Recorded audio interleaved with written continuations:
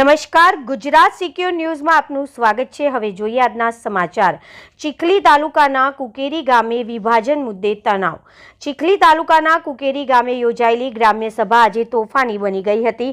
ગામના વિભાજન મુદ્દે બોલાવવામાં આવેલી આ સભામાં ગ્રામજનોએ ખુલ્લેઆમ પોતાનો વિરોધ નોંધાવ્યો હતો। ગ્રામજનોનું કહેવું છે કે તેમની પૂરતી સંમતિ અને રજૂઆતો વિના ગ્રામ વિભાજનની પ્રક્રિયા આગળ વધારવામાં આવી રહી છે, જેનાથી ગામના હિતોને નુકસાન પહોંચવાની આશંકા છે। આ મુદ્દે ગ્રામજનોએ ન્યાયની માંગ સાથે પોતાની વાત રજૂ કરી હતી। પરિસ્થિતિને ધ્યાનમાં લઈ પ્રશાસન દ્વારા શાંતિ જાળવવાના પ્રયાસો કરવામાં આવ્યા હતા। હાલ ગ્રામજનોની માંગ છે કે સમગ્ર પ્રક્રિયા પારદર્શક રીતે કાયદાકીય નિયમો અનુસાર અને સર્વસંમતિથી કરવામાં આવે, જેથી ગામના હિતો સુરક્ષિત રહી શકે।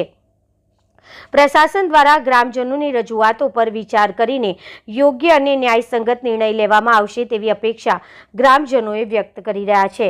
અહેવાલ ભાવેશ રાઠોડ, ગુજરાત સિક્યોર ન્યૂઝ, બિલીમોરા।